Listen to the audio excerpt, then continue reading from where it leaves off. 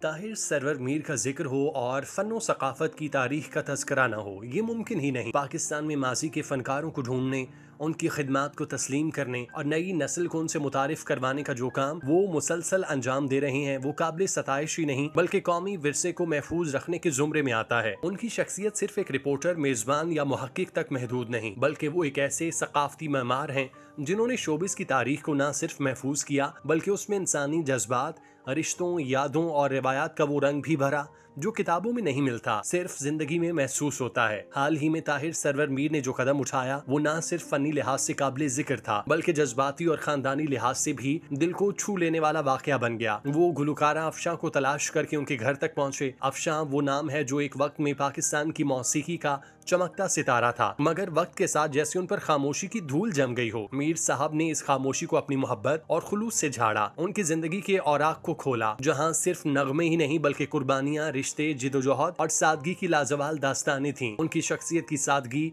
गुफ्तगू का सलीका और गायकी से मोहब्बत, सब कुछ इस इंटरव्यू में झलकता है जिसे ताहिर सरवर मीर ने निहायत महारत और मोहब्बत से तरतीब दिया। ये मुलाकात अभी नाजरीन के जहनों में ताज़ा ही थी कि मीर साहब ने एक और तहलका खेज लम्हा तख्लीक किया जब गुलकार मोहम्मद रफ़ी की याद में एक तकरीब मुनक्किद की। इस प्रोग्राम के बाद मीर साहब मुमताज जैसी फिल्मी दुनिया की मशहूर अदाकारा को लेकर अफशां के घर पहुंचे। इस मुलाकात का हवाल भी बताएंगे और इन दोनों में क्या बातचीत हुई ये भी। इससे पहले अगर आप हमारे चैनल पर नए हैं तो चैनल को जरूर सब्सक्राइब कीजिए ताकि हर आने वाली वीडियो आप तक बआसानी पहुंच सके। ये सिर्फ आम सी मुलाकात न थी बल्कि इसमें माजी, हाल और रिश्तेदारी का ऐसा हसीन संगम था जिसे देखने वालों की आंखें नम हो गईं और दिल खुशी से भर गए। मुमताज और अफशां की ये 50 बरस बाद होने वाली मुलाकात गोया वक्त का दरवाजा खोलकर माजी के उस दौर में ले गई जहां उनके दरमियान सिर्फ फन का नहीं, मोहब्बत, एहतराम और खानदान का भी गहरा ताल्लुक था। जब ये इंकशाफ हुआ कि अफशां के शोहर मकसूद बट मुमताज की कजन है तो गोया बात सिर्फ शनासाई की न रही बल्कि खूनी रिश्ते की गहराई तक जा पहुंची। मुमताज ने खुद बड़ी खुश दिली से इस बात की तस्दीक की और याद करते हुए कहा कि जब मकसूद बट अफशां को ब्याह कर लाए थे तो अफशां जोड़ा पहने हुए थी और मकसूद ने फखरिया कहा,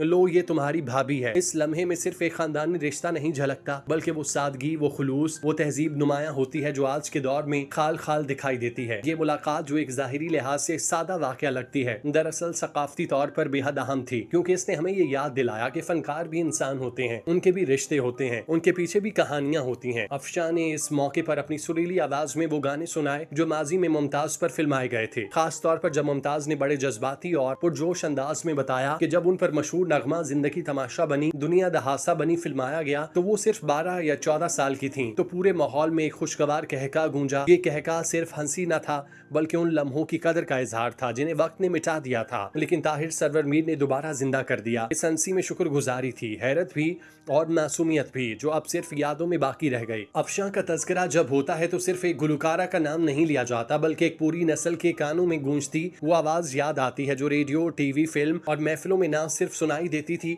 बल्कि दिल के अंदर बसा करती थी। अफशां वो फनकारा थी जिन्होंने आवाज से सिर्फ नगमे नहीं सुनाए बल्कि जज्बात को जुबान दी।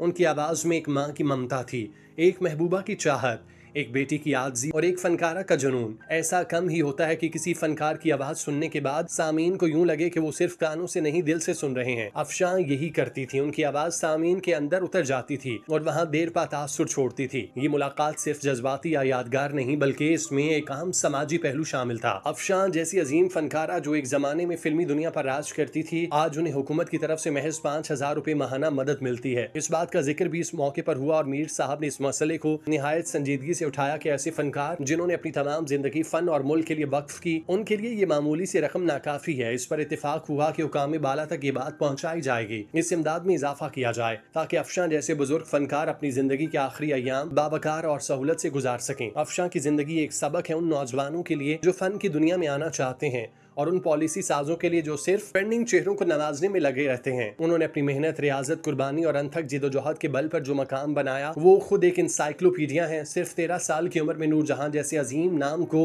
पीछे छोड़ देना और जिंदगी तमाशा बनी जैसे शाहकार गीत को हमेशा के लिए अमर कर देना, ये कोई मामूली बात नहीं। उस वक्त के हिदायतकार, मौसीकार और फिल्म साज सब इस बच्ची के सामने हैरान रह गए। उस दिन सिर्फ एक गाना नहीं, एक नई गायकी की रिवायत ने जन्म लिया था।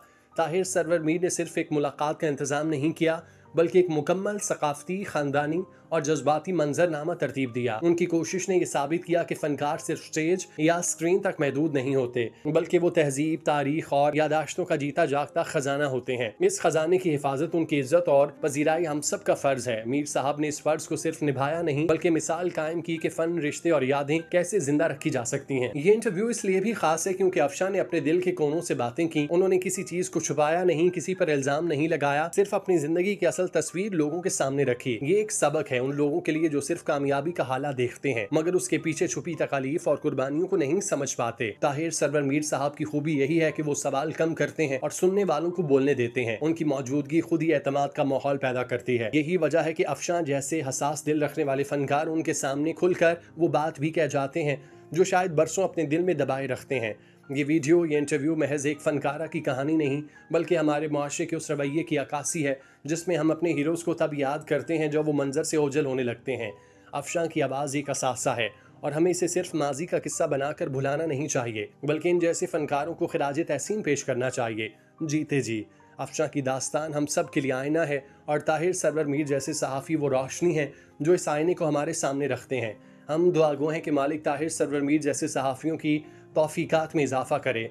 अल्लाह ताला मैडम अफशां जी को सेहत तंदुरुस्ती वाली लंबी ज़िंदगी अता करे और मैडम नूर जहाँ को जन्नतुल फिरदौस में आला मकाम अता फरमाए। आमीन।